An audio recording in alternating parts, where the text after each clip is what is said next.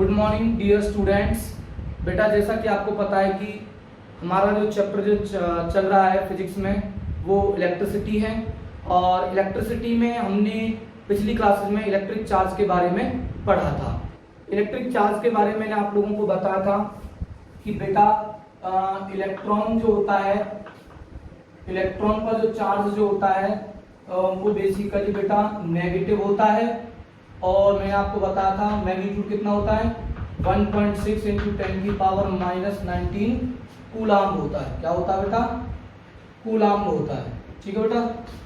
Proton पर मैंने आप लोगों को बताया था बेटा कि प्रोटॉन पर जो चार्ज जो होता है वो कितना होता है बेटा, मैग्नीट्यूड बराबर होता है, बट उसकी जो नेचर जो होती है चार्ज की बेटा वो कैसी होती है, प्लस होती है। क्या होती है?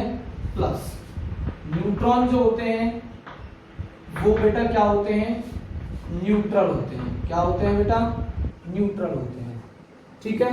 तो मैंने आप लोगों को पिछली क्लास में मैं बताया था कि ये बेसिकली बेटा इलेक्ट्रिक जो चार्ज है वो बेसिकली एडिशनल इंट्रिंसिक प्रॉपर्टी होती है इलेक्ट्रॉन की, प्रोटॉन की, जिसकी वजह से उनके बीच में एक इलेक्ट्रिक फोर्स राइज होता है। डियर स्टूडेंट्स, क्या होता है? इलेक्ट्रिक फोर्स राइज होता है। और मैंने आप लोगों को बताया था कि अगर एक इलेक्ट्रॉन है और दूसरा इलेक्ट्रॉन है, ठीक है बेटा, इसका चार्ज मैंने क्या मान लिया डियर स्टूडेंट्स, Q1 है, और इसका डियर स्टूडेंट्स चार्ज क्या है, Q2 है। आपको पता है डियर स्टूडेंट्स इस इलेक्ट्रॉन पर चार्ज नेगेटिव होगा, तो इस इलेक्ट्रॉन पर भी चार्ज कैसा होगा बेटा, नेगेटिव होगा। तो मैंने आप लोगों को बताया था कि ये दोनों जो चार्जेस जो होते हैं डियर स्टूडेंट्स क्या करते हैं बेटा, रिपेल करते हैं। क्या करते हैं? रिपेल। वैसे ही सिमिलरली अगर एक प्रोटॉन है दूसरा प्रोटॉन है बेटा, ठीक है, अगर इस पर चार्ज पॉजिटिव है तो इस पर भी चार्ज कैसा होगा बेटा, पॉजिटिव होगा। अगर इनके बीच की डिस्टेंस अगर r है तो ये दोनों भी क्या करेंगे डियर स्टूडेंट्स, रिपेल करते हैं। क्या करते हैं? रिपेल करते हैं। अगर मान लो एक इलेक्ट्रॉन ले लेता हूं बेटा और एक में अगर प्रोटॉन ले लूं तो प्रोटॉन का चार्ज कैसा, पॉजिटिव, इलेक्ट्रॉन पर चार्ज कैसा बेटा, नेगेटिव। इनके बीच की डिस्टेंस अगर r है तो हम देखते हैं कि इनके बीच में क्या होता है बेटा, एक फोर्स लगता है जो कौन सा है, अट्रैक्टिव फोर्स है। इट मीन्स जो सिमिलर जो चार्ज जो होते हैं, जब चार्ज हमारे सिमिलर होते हैं तो वहां पर रिपल्सन होता है, और जहां पर चार्ज अनलाइक होते हैं, अनलाइक मतलब एक नेगेटिव दूसरा क्या, पॉजिटिव, या पहला पॉजिटिव दूसरा क्या बेटा, नेगेटिव, तो वहां पर जो फोर्स जो होता है वो अट्रैक्टिव फोर्स होता है। तो डियर स्टूडेंट्स आज की क्लासेस में हम ये डिस्कस करेंगे कि how a body is charge, कि जो बॉडी है वो किस तरीके से चार्ज होती है। सबसे पहले हम बेटा बात करने वाले हैं कि कोई भी जो मैटर है बेटा वो किसका बना हुआ है, एटम का बना हुआ है, और जो एटम जो बने हुए हैं बेटा वो किसके बने हुए हैं, इलेक्ट्रॉन के, और किसके बने हुए बेटा, प्रोटॉन का बना हुआ है, और किसका बना हुआ है बेटा, न्यूट्रॉन का बना हुआ है। जैसे मैं फॉर एग्जांपल अगर मैं मान लेता हूं कि मेरे पास में एक कोई एटम है बेटा सोडियम, ठीक है, सोडियम का एटॉमिक जो नंबर है, एटॉमिक जो नंबर है जो Z है, एटॉमिक नंबर को हम किससे डिपेंड करते हैं, Z से, वो कितना है बेटा, 11 है। तो इलेक्ट्रॉन भी कितने होंगे डियर स्टूडेंट्स, 11 होंगे, इलेक्ट्रॉन भी 11 होंगे, और प्रोटॉन जो होंगे डियर स्टूडेंट्स वो भी क्या होंगे बेटा, 11 होंगे। अगर मैं बात करूं किसके बेटा, न्यूट्रॉन की बात करूं तो न्यूट्रॉन होते हैं डियर स्टूडेंट्स 12 होते हैं। वो कैसे पता चलता है, आप लोगों को पता है कि जो सोडियम है, सोडियम जो होता है उसका जो मास नंबर है वो 22.5 कुछ होता है बेटा, हम उसको नियरली 23 मान लेते हैं। उसका एटॉमिक नंबर कितना है डियर स्टूडेंट्स, 11 है। अगर हम मास नंबर में से, ये क्या बेटा इसका मास नंबर है, ठीक है बेटा, और ये क्या है डियर स्टूडेंट्स, उसका एटॉमिक नंबर है बेटा, क्या है, एटॉमिक नंबर। अगर मैं मास नंबर में से एटॉमिक नंबर को घटा दूं, मतलब 23 माइनस में 11 कर देता हूं तो 12 आएगा। तो ये जो 12 जो होता है ना बेटा, ये नंबर ऑफ न्यूट्रॉन होते हैं। क्या होते हैं बेटा, नंबर ऑफ न्यूट्रॉन। ठीक है बेटा, तो ये चीज हमें पता चल गई। अब ध्यान से देखना बेटा, मैं आप लोगों को जो बता रहा हूं आप लोग इस चीज को ध्यान से समझेंगे जो मैं आप लोगों को समझाना चाह रहा हूँ आज की क्लासेस में। ठीक है बेटा, देखो sodium atomic number 11, electron 11, proton भी 11 होंगे और न्यूट्रॉन भी क्या होंगे डियर स्टूडेंट्स 11 होंगे। अब मैं इस पर चार्ज देखना चाहता हूँ कि क्या इस सोडियम एटम का जो नेट जो चार्ज है वो क्या हो सकता है। तो देखो बेटा, charge on 1 electron, charge on 1 electron कितना होगा डियर स्टूडेंट्स, -1.6 इंटू 10 की पावर -19 कूलाम है बेटा। इलेक्ट्रॉन है कितने 11, तो चार्ज ऑन कितना हो जाएगा बेटा 11 इलेक्ट्रॉन पर कितना चार्ज हो जाएगा 11 इंटू में एक चार्ज का इलेक्ट्रॉन ये है, तो 11 चार्ज पर 11 इलेक्ट्रॉन अगर होंगे तो कितना नेगेटिव चार्ज बन जाएगा बेटा 11 इंटू में 1.6 इंटू 10 की पावर बेटा -19 कूलाम। ठीक है, तो जब इसको अगर मैं सोल्व करूंगा तो डियर स्टूडेंट्स ये आएगा मेरा 17.6, मल्टीप्लाई करूंगा कितना आएगा बेटा 17.6 आएगा। ठीक है, इंटू में 10 की पावर बेटा 19 कूलाम। ठीक है, अगर मैं बात करता हूं चार्ज ऑन 1 प्रोटॉन की, अगर मैं बात करूं बेटा 1 प्रोटॉन का चार्ज कितना होता है +1.6 इंटू 10 की पावर -19 कूलाम होता है। तो charge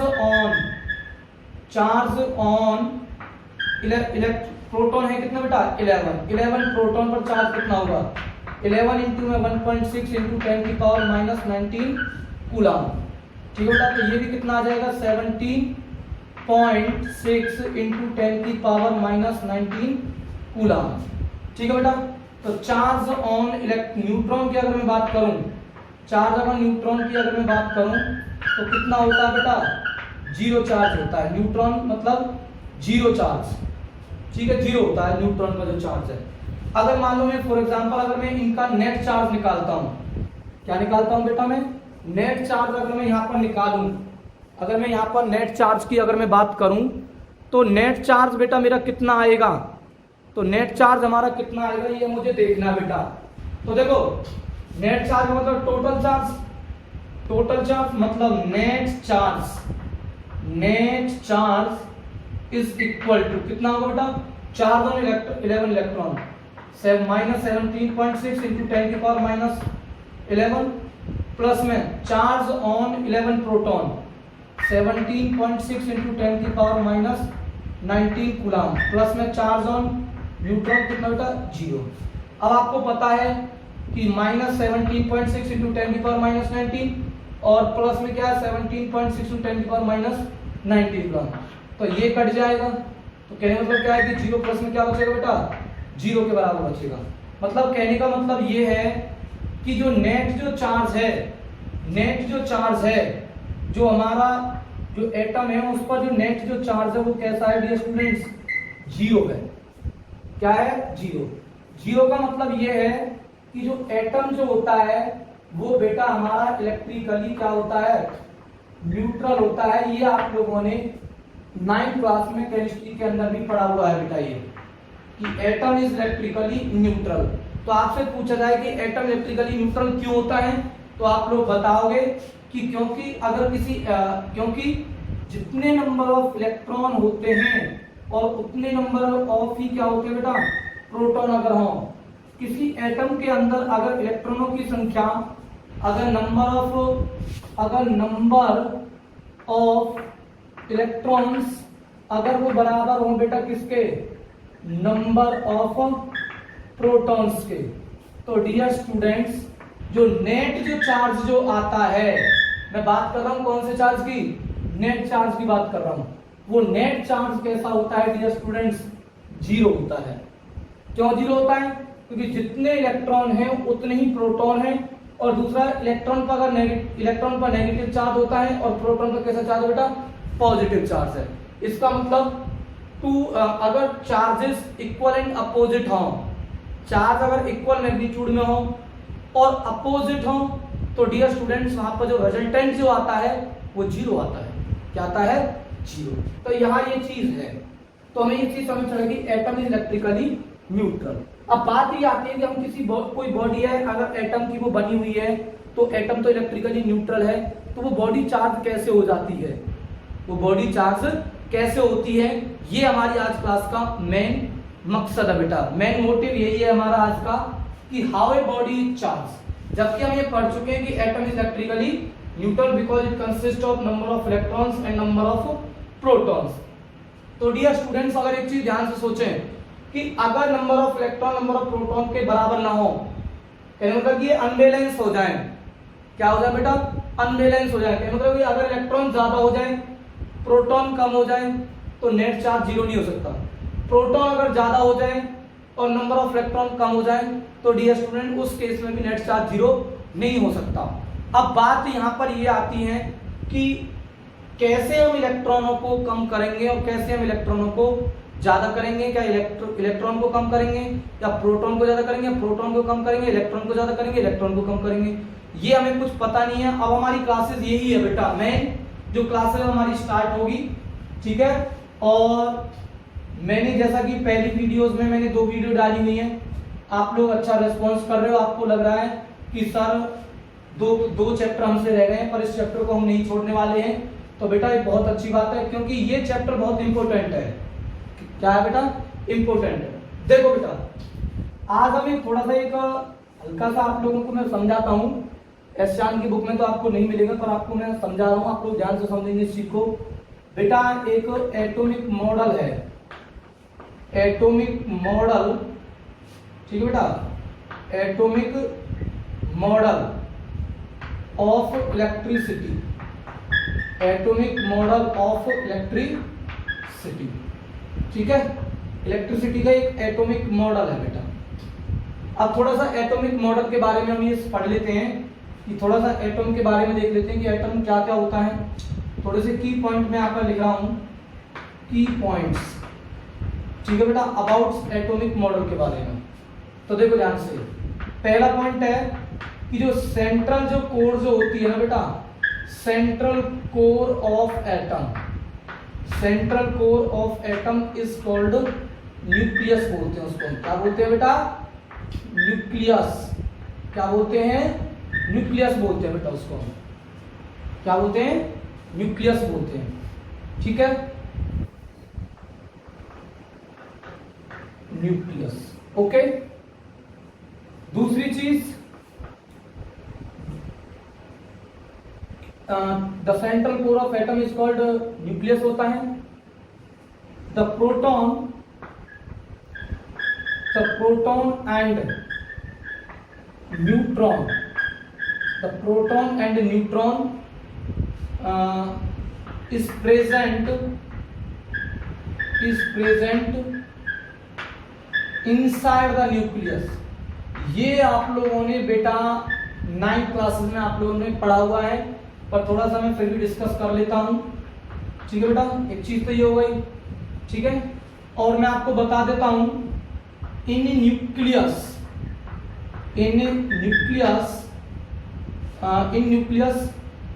the protons in nucleus, the protons and neutron, the proton and neutron is bound with a strong force, बेटा। और उस फोर्स का नाम है, मैं आप लोगों को बता देता हूं, उस फोर्स का नाम है बेटा न्यूक्लियर फोर्स है। कौन सा फोर्स होता है, न्यूक्लियर फोर्स। 4th पॉइंट बेटा, ठीक है, बसते क्या है, the electrons are revolve around the nucleus in circular orbit बेटा, ठीक है। ये चीज आप लोगों को बहुत जरूरी है, आप लोगों को ये चीज पता होनी, ठीक है बेटा। एक 4th पॉइंट और है बेटा, द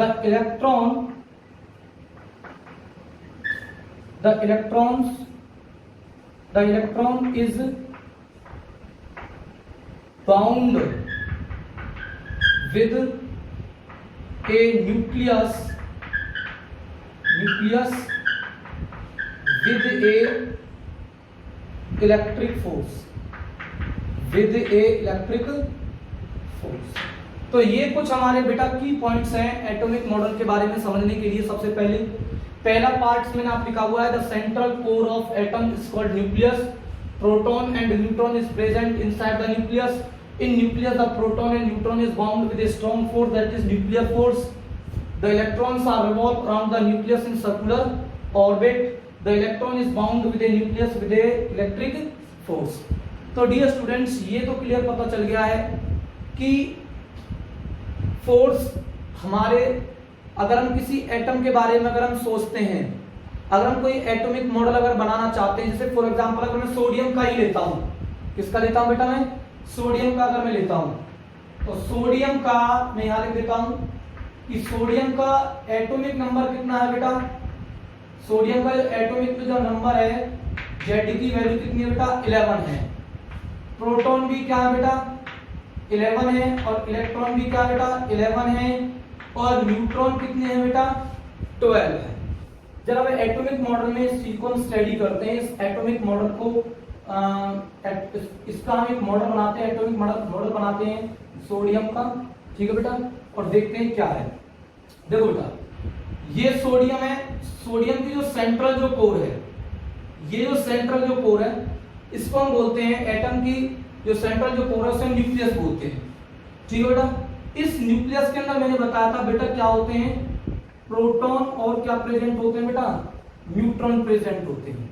बाकी क्या होते हैं बेटा, हमारे इलेक्ट्रॉन्स होते हैं जो बेटा सर्कुलर ऑर्बिट के अंदर क्या करते हैं बेटा, सर्कुलर ऑर्बिट के अंदर रिवॉल्व करते हैं बेटा, ठीक है। और वो किस तरीके से रिवॉल्व करते हैं आप लोगों को पता है, आप लोगों ने ये 9th क्लास में पढ़ा हुआ है कि पहले सेल के अंदर कितने इलेक्ट्रॉन्स आते हैं बेटा 2, दूसरे के अंदर 8, फिर 8, 18, 18, 32 और क्या बेटा 32, ठीक है।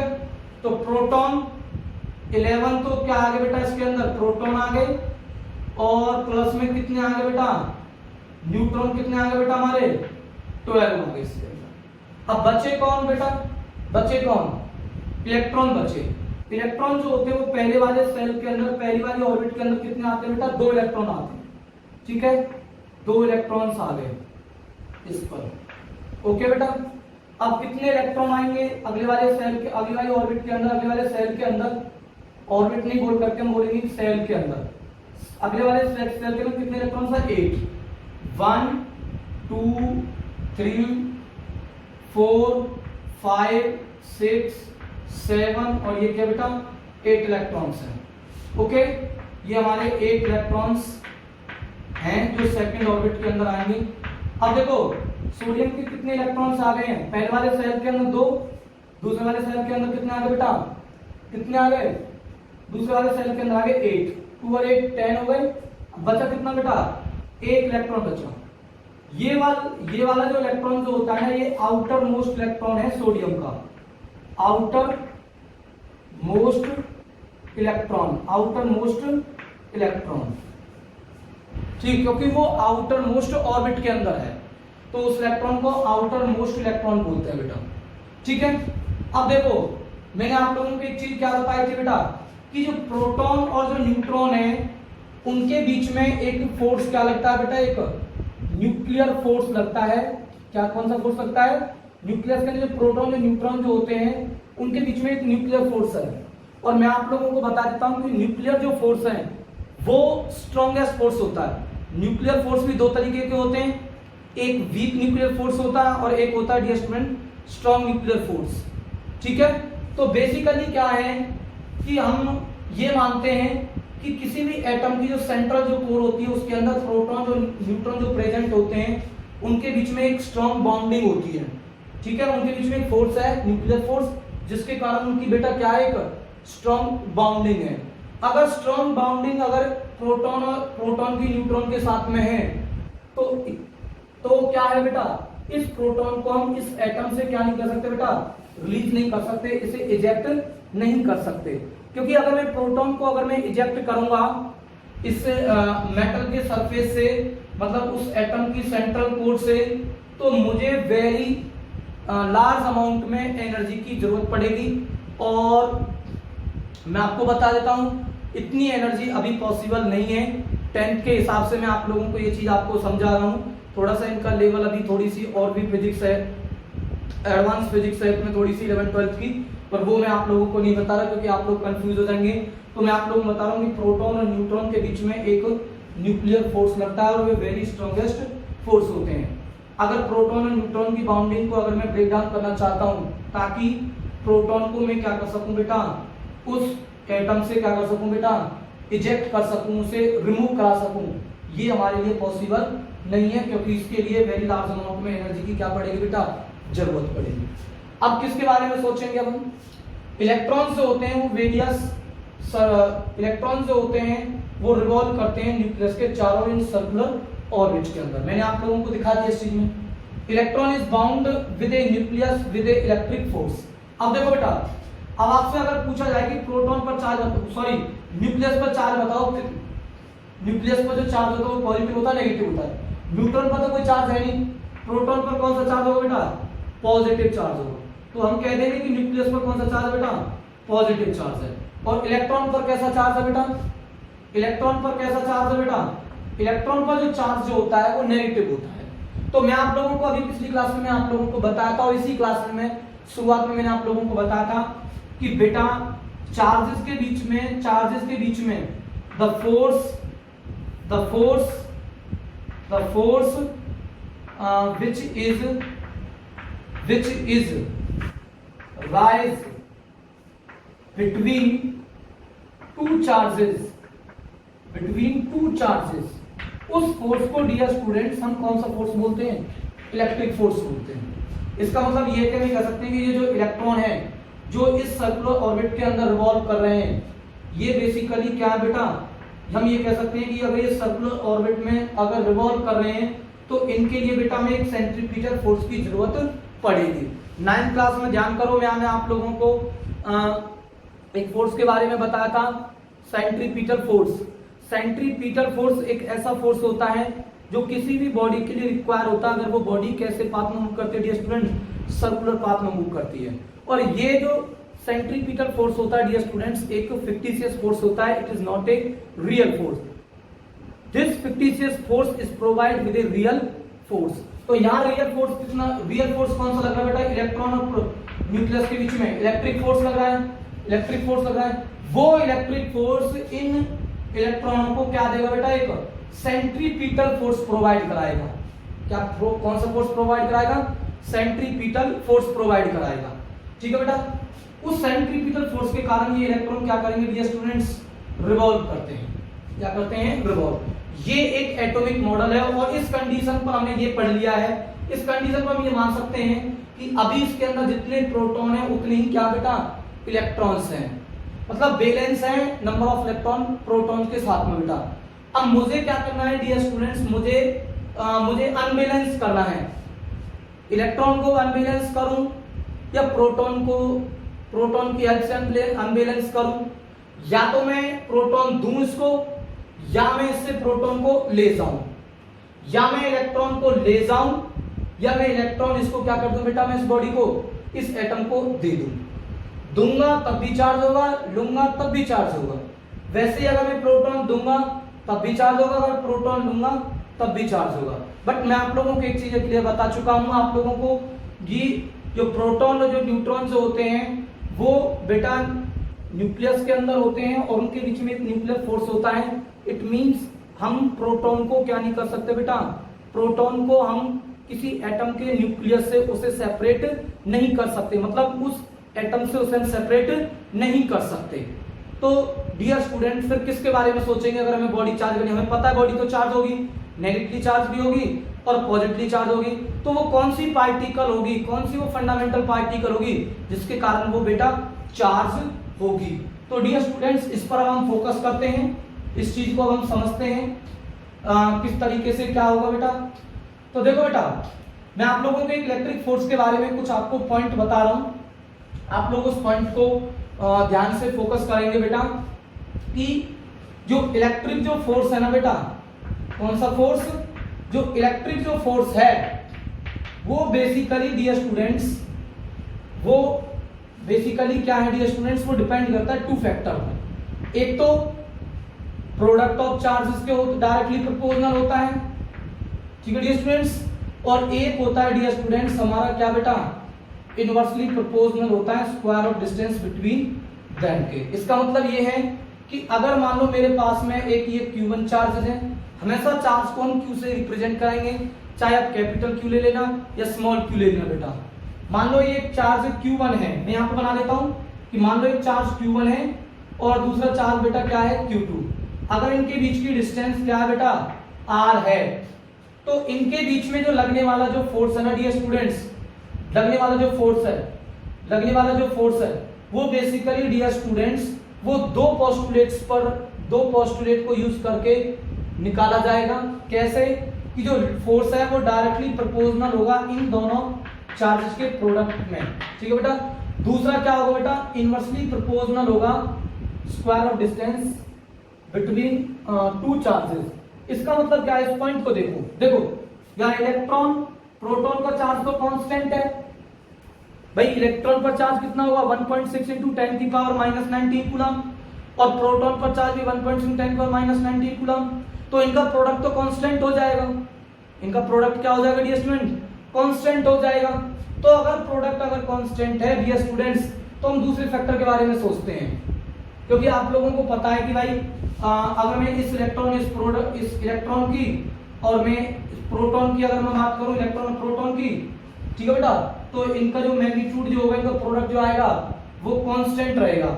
इसके लिए भी कांस्टेंट रहेगा, इसके लिए भी कांस्टेंट रहेगा, इसके लिए भी कांस्टेंट रहेगा, पर डिस्टेंस कांस्टेंट नहीं हो सकती डियर स्टूडेंट, क्योंकि आप लोगों को पता है कि ये जो इलेक्ट्रॉन है वो बेटा न्यूक्लियस के क्लोज है, पॉजिटिव चार्ज मतलब पॉजिटिव चार्ज और इस इलेक्ट्रॉन के बीच की डिस्टेंस कम है। अगर मैं इस इलेक्ट्रॉन की अगर मैं बात करता हूं, इस इलेक्ट्रॉन की अगर मैं बात करता हूं बेटा, तो पॉजिटिव चार्ज और नेगेटिव चार्ज के बीच में डिस्टेंस क्या होगी बेटा, बढ़ गई। अगर मैं इस आउटर मोस्ट साइड के इलेक्ट्रॉन को अगर मैं देखूं, तो डिस्टेंस और क्या होगी बेटा, बढ़ गई, और डिस्टेंस क्या होगी, बढ़ गई। तो कहने का मतलब क्या है कि डिस्टेंस हमारी कांस्टेंट नहीं है पॉजिटिव चार्ज और नेगेटिव चार्ज के बीच की। इट मींस इलेक्ट्रॉन और प्रोटॉन के बीच की जो डिस्टेंस है वो बेटा फिक्स नहीं है, वो वेरी कर रही है, ऑर्बिट टू ऑर्बिट बेटा, ऑर्बिट टू ऑर्बिट। अगर डिस्टेंस अगर हमारी बेटा ज्यादा होगी, अगर डिस्टेंस ज्यादा होगी, तो जो इलेक्ट्रिक जो फोर्स है ना Fe, इलेक्ट्रिक फोर्स जो है वो डियर स्टूडेंट कैसा होगा, कम होगा।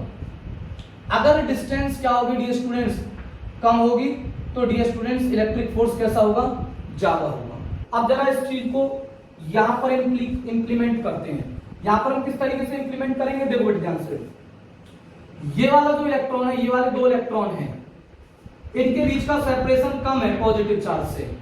अगर सेपरेशन कम है तो इनके बीच में जो बाउंडिंग जो है न्यूक्लियस की, मतलब न्यूक्लियस की इलेक्ट्रॉन के साथ में जो बाउंडिंग, मतलब इलेक्ट्रॉन की जो बाउंडिंग है न्यूक्लियस के साथ में, वो एक स्ट्रॉन्ग इलेक्ट्रिक फोर्स से है, स्ट्रॉन्ग इलेक्ट्रिक फोर्स से है, ठीक है बेटा।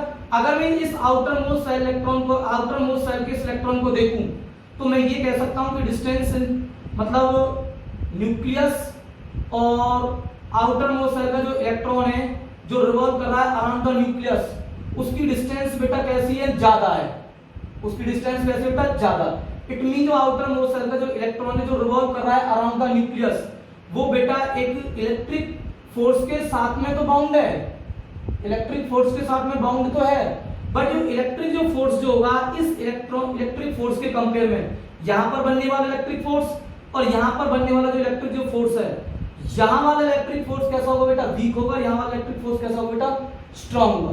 कहने मतलब क्या है कि इस आउटर मोस्ट सेल का जो इलेक्ट्रॉन है, इसकी जो बाउंडिंग है बेटा, बाउंडिंग जो है वो हम ये कह सकते हैं कि इसकी बाउंडिंग कम बाउंडिंग है, इसकी कम लेस बाउंड है, और ये वाले जो इलेक्ट्रॉन है, ये वाले जो इलेक्ट्रॉन है सेकंड ऑर्बिट के, ये इससे ज्यादा थोड़ा ज्यादा इससे स्ट्रांगली बाउंड है, और ये वाले जो इलेक्ट्रॉन है जो फर्स्ट ऑर्बिट के हैं बेटा, ये वाले और भी ज्यादा स्ट्रांगली क्या बेटा, बाउंड है। आपको पता चल रहा है उससे क्योंकि डिस्टेंस कम तो इलेक्ट्रिक फोर्स ज्यादा था, बाउंडिंग ज्यादा, डिस्टेंस बढ़ी इलेक्ट्रिक फोर्स बढ़ा, और डिस्टेंस बढ़ी तो इलेक्ट्रिक फोर्स और क्या हुआ बेटा, घट गया।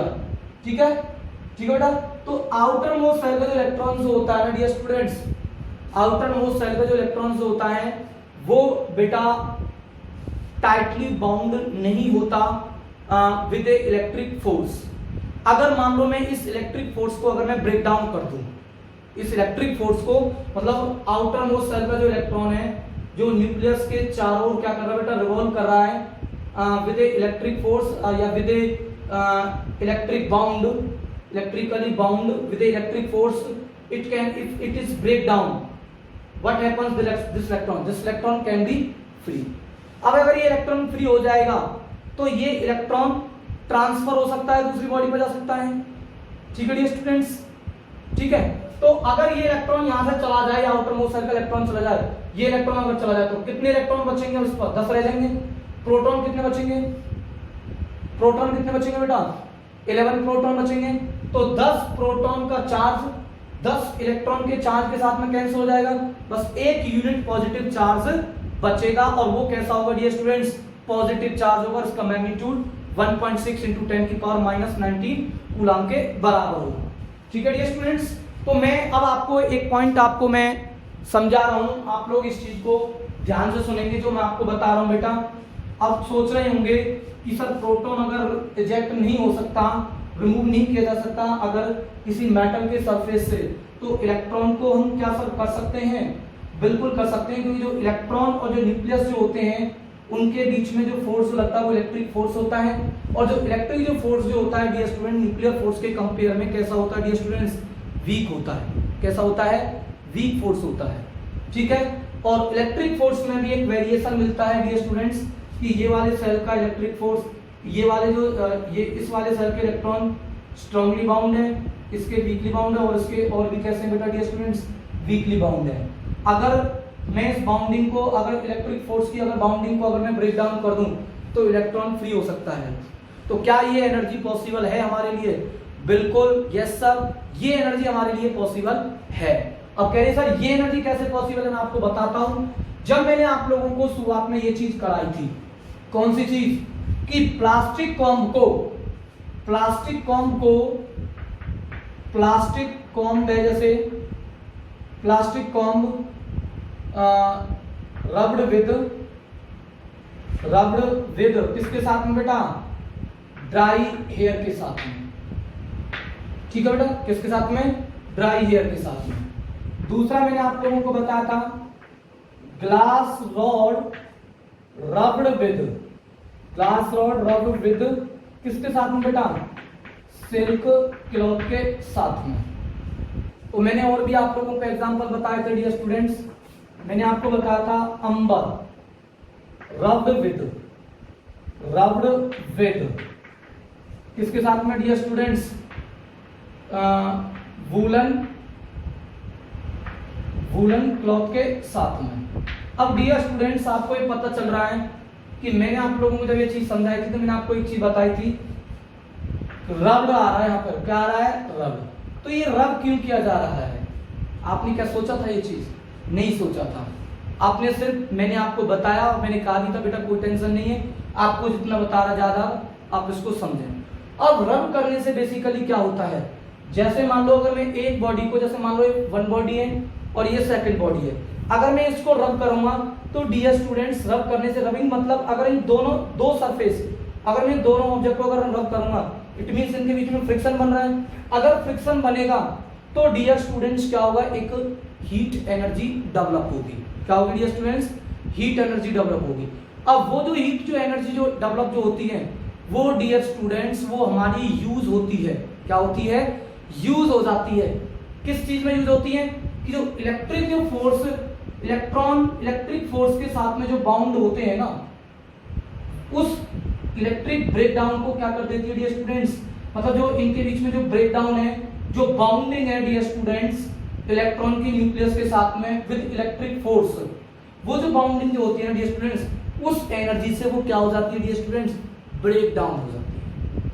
दोबारा से ध्यान सुनो, जब हम एक सब्सटेंस को दूसरे सब्सटेंस के साथ में रब करते हैं रब मतलब है उनके बीच में फ्रिक्शन बनता है। तो फ्रिक्शन बनने से डियर स्टूडेंट्स एक हीट एनर्जी डेवलप होती है। वो हीट एनर्जी जो होती है ना बेटा, वो हमारी यूज होती है क्या करने में, ब्रेक डाउन करने में। मतलब किस क्या ब्रेक डाउन करने में, बाउंडिंग को ब्रेक डाउन करने में। किसके बीच की बाउंडिंग को ब्रेक डाउन करने में बेटा, न्यूक्लियस के साथ में जो इलेक्ट्रॉन्स और रिवॉल्व जो कर रहे हैं ना, जो ड्यूटी जो कर रहे हैं मतलब किसकी बेटा, सर्कुलर ऑर्बिट में क्या करने की बेटा, रिवॉल्व करने की ड्यूटी किस लिए कर रहे हैं, क्योंकि आपको पता है कि न्यूक्लियस ने उसको क्या कर रखा बेटा, बांध रखा है, क्योंकि उसके साथ में कौन सा चार्ज है, पॉजिटिव चार्ज। इलेक्ट्रॉन पर कौन सा चार्ज है, नेगेटिव। तो उनके बीच में बाउंडिंग है और वो उस बाउंडिंग के साथ में वो अपनी ड्यूटी को क्या करते हैं बेटा, पूरा करते हैं। मतलब वो सर्कुलर ऑर्बिट में क्या करते हैं बेटा, रिवॉल्व करते हैं। अगर इस ड्यूटी को तोड़ दिया जाए, अब ड्यूटी तोड़ने के लिए मुझे किसकी जरूरत पड़ेगी बेटा, ड्यूटी तोड़ने के लिए मुझे किसकी जरूरत पड़ेगी, एनर्जी की जरूरत पड़ेगी। वो एनर्जी आती कहां से है, रबिंग करने से, मतलब फ्रिक्शन करने से। ठीक है बेटा। तो आप लोगों को मैं एक चीज बताता हूं कि डियर स्टूडेंट्स, जब हम टू सब्सटेंस को रब करते हैं, व्हेन प्लास्टिक को हम रब विद द ड्राई हेयर, अगर इन सब्सटेंस को अगर मैं लूं, मैं तो यहां लिख सकता हूं, एक नोट लिख सकता हूं, note the heat energy is developed, heat energy is developed. ठीक है बेटा, heat energy is developed and this energy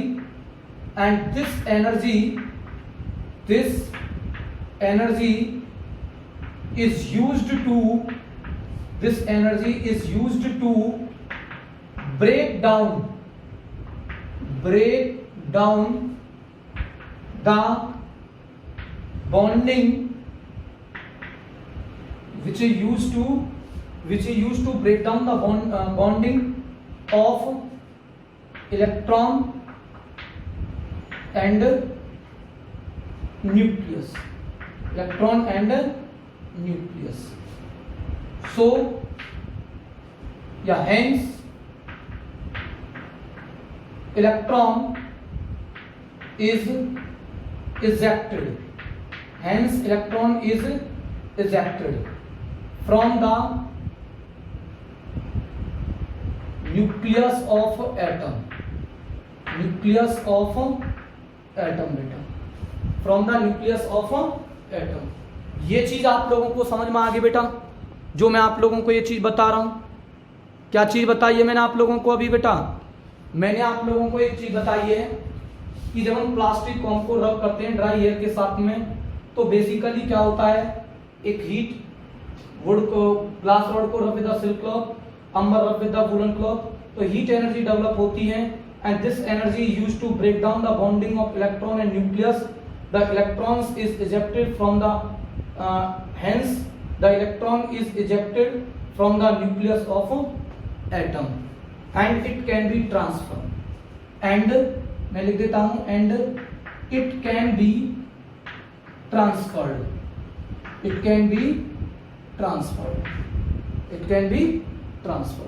अब अगर ये चीज होगी तो डियर स्टूडेंट्स, अब हम एक चीज देखने वाले हैं। अगर ये चीज अगर होगी, अगर मान लो मैंने यहां से फ्रिक्शन कराया, क्या कराया डियर स्टूडेंट्स, फ्रिक्शन कराया, और फ्रिक्शन करने से क्या बनेगी बेटा डियर स्टूडेंट्स, एक एनर्जी डेवलप होगी, हीट एनर्जी डेवलप होगी। या मान लो मैंने क्या करा, एक हीट एनर्जी मैंने फॉल करी बेटा। ठीक है, मैं यहां में मान सकता हूं कि suitable frequency of light radiation,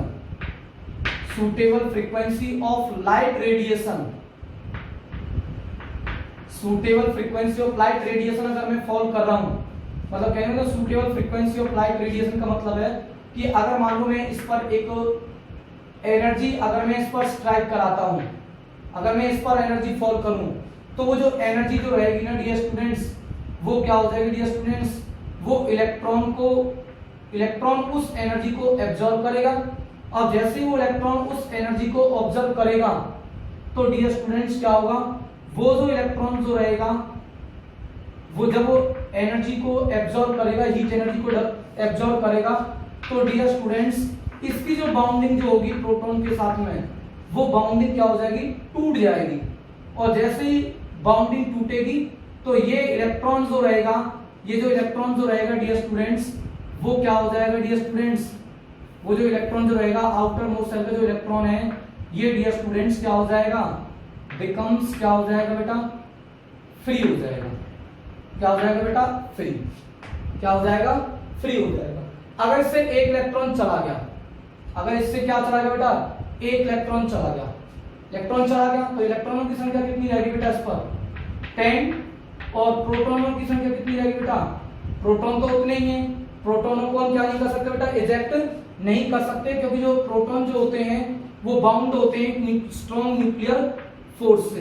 तो इतनी एनर्जी हमारे लिए पॉसिबल नहीं है, इतनी एनर्जी हम इस पर फॉल नहीं कर सकते कि वो एनर्जी क्या हो जाए डियर स्टूडेंट्स, क्या हो जाए डियर स्टूडेंट्स, प्रोटॉन को वो कहां से अलग कर सके बेटा, न्यूक्लियस से सेपरेट कर सके। It is not possible. ठीक है बेटा, इलेक्ट्रॉन 10, प्रोटॉन कितने बेटा, 11। तो इसका मतलब देखो एक चीज ध्यान रखो, प्रोटॉन को मैं कैसे लिख सकता हूं बेटा, 10, 11 प्रोटॉन को मैं कैसे लिख सकता हूं बेटा, मैं 10 प्रोटॉन प्लस में क्या बेटा 1 प्रोटॉन। इलेक्ट्रॉन पर जो चार्ज है, इलेक्ट्रॉन पर जो चार्ज होता है वो नेगेटिव होता है, और प्रोटॉन पर चार्ज कैसा होता है बेटा, पॉजिटिव। कहने मतलब 10 इलेक्ट्रॉन का जो पॉजिटिव, 10 इलेक्ट्रॉन का जो नेगेटिव जो चार्ज होगा वो हमारा कैंसिल हो जाएगा 10 प्रोटॉन के चार्ज के साथ में। क्यों, क्योंकि इलेक्ट्रॉन पर नेगेटिव और प्रोटॉन पर कैसा बेटा, पॉजिटिव। मैग्नीट्यूड अगर बराबर है और इक्विवेलेंट अपोजिट है तो dear student 10 unit of electron का चार्ज वो 10 यूनिट ऑफ प्रोटॉन के चार्ज में कैंसिल हो जाएगा। ओनली क्या बचेगा बेटा, चार्ज, ओनली चार्ज कितना बचेगा डियर स्टूडेंट्स, चार्ज कितना बचेगा, चार्ज इज 1p के बराबर होगा। 1p मतलब 1 इंटू में p, प्रोटॉन का चार्ज कितना 1.6 इंटू 10 की पावर -19 कूलम, और प्रोटॉन पर होने वाला चार्ज कैसा होता है डियर स्टूडेंट्स, पॉजिटिव होता है। तो इसका मतलब ये जो बॉडी जो एटम जो सोडियम को जो माना हुआ है, अगर इससे एक इलेक्ट्रॉन अगर इजेक्ट हो जाए तो डियर स्टूडेंट्स इस पर कौन सी नेचर का चार्ज बचेगा डियर स्टूडेंट्स, इस पर जो चार्ज जो आएगा, जो नेट जो चार्ज जो आएगा वो डियर स्टूडेंट्स कैसा आएगा बेटा, पॉजिटिव आएगा। अब क्या अगर एक इलेक्ट्रॉन जा सकता है, नहीं। अगर फ्रीक्वेंसी अगर मान लो अगर मैं लाइट रेडिएशन को अगर मैं फॉल करता हूं, इस पर और फॉल करता हूं, ठीक है बेटा, हो सकता है ये भी इलेक्ट्रॉन हो जाए। अगर मैं फ्रीक्वेंसी को और बढ़ा दूं, अगर मैं फ्रीक्वेंसी को और बढ़ा दूं डियर स्टूडेंट्स, तो ये वाला इलेक्ट्रॉन भी क्या हो सकता है डियर स्टूडेंट्स, इजेक्ट हो सकता है। वो डिपेंड करेगा डियर स्टूडेंट्स कि जो हमने जो फ्रीक्वेंसी जो डाली हुई है लाइट रेडिएशन की वो कितनी है, क्योंकि हर किसी इलेक्ट्रॉन की जो बाउंडिंग जो होती है ना बेटा, वो अलग अलग एनर्जी से होती है। किससे होती है डियर स्टूडेंट्स, अलग अलग एनर्जी से होती है। क्यों, क्योंकि आप लोगों को पता है कि आउटर मोस्ट सेल के जो इलेक्ट्रॉन है उनके बीच में बाउंडिंग वीक है, और सबसे जो इनर जो ऑर्बिट का जो इलेक्ट्रॉन है उसकी जो बाउंडिंग है डियर स्टूडेंट्स वो कैसी है, इसके कंपेयर में कैसी डियर स्टूडेंट्स, स्ट्रॉन्ग है। तो इस वाली बॉन्डिंग को तोड़ने के लिए मुझे ज्यादा एनर्जी की जरूरत पड़ेगी, और आउटर मोस्ट सेल के इलेक्ट्रॉन को तोड़ने के लिए मुझे अलग एनर्जी की क्या पड़ेगी बेटा, जरूरत पड़ेगी। बट एक चीज जरूर ध्यान रखना, अगर आपने ऐसा लाइट रेडिएशन डाला हुआ है, मतलब ऐसे आपने एनर्जी डाली हुई है इतने इलेक्ट्रॉन वोल्ट में, इतने जूल में एनर्जी डाली हुई है कि वो 10 जूल एनर्जी हमने डाली, 10 जूल हीट एनर्जी मैंने इस पर डाली बेटा, तो 10 जूल से ये आउटर मोस्ट सेल का, अगर इनर मोस्ट सेल का इलेक्ट्रॉन अगर इजेक्ट हो रहा है तो ये इलेक्ट्रॉन भी इजेक्ट हो जाएंगे, और ये वाले इलेक्ट्रॉन भी क्या हो जाएंगे डियर स्टूडेंट्स, इजेक्ट हो जाएंगे, रिमूव हो जाएंगे। क्यों, आपको समझ में आ रहा है, क्योंकि सबसे ज्यादा तो इसका है ना, तो अगर ज्यादा ही आ रहा है तो 10 इलेक्ट्रॉन, तो इसका 8 होगा और इसका क्या होगा, मान लो 7 होगा, 7 जूल। इसकी अगर 10 जूल एनर्जी से इजेक्ट हो रहा है तो ये कितने जूल्स हो जाएंगे, 10 जूल से कम वाली पर हो ही जाएंगे ऑटोमेटिकली। तो डियर स्टूडेंट्स बेसिकली हर एटम का, हर सब्सटेंस का अपनी अपनी एक मिनिमम अमाउंट ऑफ एनर्जी होती है, जिस पर जो इलेक्ट्रॉन जो होते हैं वो अपने मेटल सरफेस को क्या करते हैं डियर स्टूडेंट्स, लीव करते हैं। उसको हम डियर स्टूडेंट डिफाइन करते हैं वर्क फंक्शन से। किसे डिफाइन करते हैं, वर्क फंक्शन से। ठीक है, तो आज की क्लासेस में हम आप लोगों को इतना ही बताएंगे बेटा। ठीक है, अभी हमारा ये कॉज पूरा नहीं हुआ है, पर कॉज में हमने 90% कवर कर लिया है। क्या कवर करा है हमने? आप लोगों को एक चीज बताई है, हाउ ए बॉडी चार्ज के अंदर कि एटॉमिक कोई अगर एटम है, अगर किसी एटम के अंदर एटम इलेक्ट्रिकली न्यूट्रल है, क्यों? क्योंकि उसके अंदर नंबर ऑफ इलेक्ट्रॉन अगर नंबर ऑफ प्रोटॉन के बराबर है तो डियर स्टूडेंट्स वो नेट चार्ज क्या होता है? जीरो होता है, क्योंकि इलेक्ट्रॉन पर होने वाला जो चार्ज है वो प्रोटॉन के चार्ज के मैग्नीट्यूड के बराबर भी है और क्या डियर स्टूडेंट्स अपोजिट भी है, इसलिए एटम इलेक्ट्रिकली न्यूट्रल होता है। थोड़ा सा हमने ये पढ़ा एटॉमिक मॉडल ऑफ इलेक्ट्रिसिटी, हमने ये आप लोगों को बताया कि एटॉमिक मॉडल ऑफ इलेक्ट्रिसिटी क्या बताता है। एटॉमिक ऑफ इलेक्ट्रिसिटी ये बताता है कि जो सेंट्रल जो कोर जो होती है एटम की, उसके अंदर प्रोटॉन और क्या प्रेजेंट होते हैं? न्यूट्रॉन प्रेजेंट होते हैं, और इनके बीच में एक स्ट्रॉन्ग न्यूक्लियर फोर्स लगता है। और इलेक्ट्रॉन क्या करते हैं डियर स्टूडेंट्स? रिवॉल्व करते हैं अराउंड द किसके बेटा? अराउंड द न्यूक्लियस के, इन वेरियस सर्कुलर ऑर्बिट के अंदर। अब प्रोटॉन पर पॉजिटिव चार्ज, न्यूट्रॉन पर नो चार्ज, तो न्यूक्लियस पर कौन सा चार्ज होगा? पॉजिटिव। अब इलेक्ट्रॉन का चार्ज कैसा होता है? नेगेटिव। इसका मतलब न्यूक्लियस और इलेक्ट्रॉन के बीच में एक फोर्स है, उस फोर्स को हम कौन सा फोर्स बोलते थे बेटा? उस फोर्स को the force which is rise between the two charges electric force बोलते थे। और मैं आपको बता देता हूं कि इलेक्ट्रिक जो फोर्स जो होता है वो न्यूक्लियर फोर्स के कंपेयर में एक वीक फोर्स होता है। कैसा होता है डियर स्टूडेंट्स? एक वीक फोर्स है। और जो ये फोर्स इलेक्ट्रिक जो फोर्स जो लगता है डियर स्टूडेंट्स, ये बेसिकली वेरी करता है distance from the nucleus. It means अगर डिस्टेंस बढ़ती चली जाएगी तो इलेक्ट्रिक फोर्स क्या होता चला जाएगा डियर स्टूडेंट्स? घटता चला जाएगा। अगर इलेक्ट्रिक फोर्स घटता जा रहा है तो न्यूक्लियस और जो इलेक्ट्रॉन की जो बाउंडिंग है वो भी क्या होती चली जाएगी डियर स्टूडेंट्स? वीक होती चली जाएगी। अगर बाउंडिंग अगर वीक है तो उस बाउंडिंग जितनी एनर्जी से उनकी बाउंडिंग है, अगर उस बाउंडिंग को अगर हम किसी दूसरी एनर्जी से अगर हम ब्रेक डाउन कर दें तो डियर स्टूडेंट्स हम ये सोच सकते हैं कि इलेक्ट्रॉन को मेटल सरफेस से लीव किया जा सकता है। जब मेटल सरफेस से वो लीव करेगा तो डियर स्टूडेंट्स बॉडी के नेट चार्ज पर इफेक्ट पड़ेगा। तो जैसा मैं आप लोगों को भी समझा था कि जैसे सोडियम से, जैसे मान लो इससे एक इलेक्ट्रॉन चला गया तो इलेक्ट्रॉन 10 बचे, प्रोटॉन 11 है, तो आपको पता है कि 10 इलेक्ट्रॉन का जो चार्ज है वो 10 प्रोटॉन के चार्ज से कैंसिल आउट हो जाएगा, ओनली क्या बचेगा बेटा? 1p। तो 1p का मतलब है बेटा 1 इंटू में 1.6 × 10⁻⁻19 coulomb. It means 1 proton charge होगा। इस पर जो चार्ज जो आएगा वो unit positive charge of proton के बराबर होगा, 1 यूनिट ऑफ प्रोटॉन चार्ज के बराबर होगा। ठीक है, तो वो प्रोटॉन पर चार्ज कैसा होता है डियर स्टूडेंट? पॉजिटिव। तो इसमें हम ये कह सकते हैं कि ये बॉडी कैसी होगी? पॉजिटिव चार्ज बॉडी होगी। अगर इससे इलेक्ट्रॉन क्या जाते हैं डियर स्टूडेंट्स? निकल के जाते हैं। ठीक है, और मैं आप लोगों को और एक चीज अब आपको बता चुका हूं कि बेटा हर जो इलेक्ट्रॉन है, इस वाले सेल के इलेक्ट्रॉन, इस वाले सेल के इलेक्ट्रॉन और जो आउटर मोस्ट सेल की जो इलेक्ट्रॉन है, इनके बीच में इलेक्ट्रिक फोर्स की जो बाउंडिंग जो होती है वो अलग अलग एनर्जी की होती है। ठीक है, क्या होती है? अलग अलग एनर्जी की।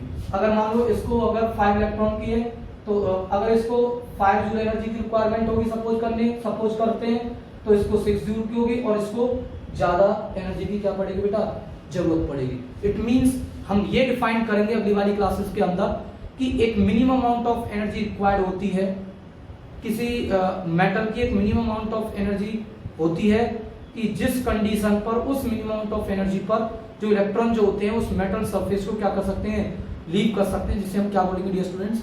वर्क फंक्शन बोलेंगे। तो आप लोगों को बेटा आपको समझ में आ चुका है इलेक्ट्रिक फोर्स की ब्रेकडाउन होंगी तो इलेक्ट्रॉन आ भी सकता है, जा भी सकता है, वो हम अगली क्लास के अंदर इसको क्या करेंगे बेटा? डिस्कस करेंगे। थैंक यू बेटा।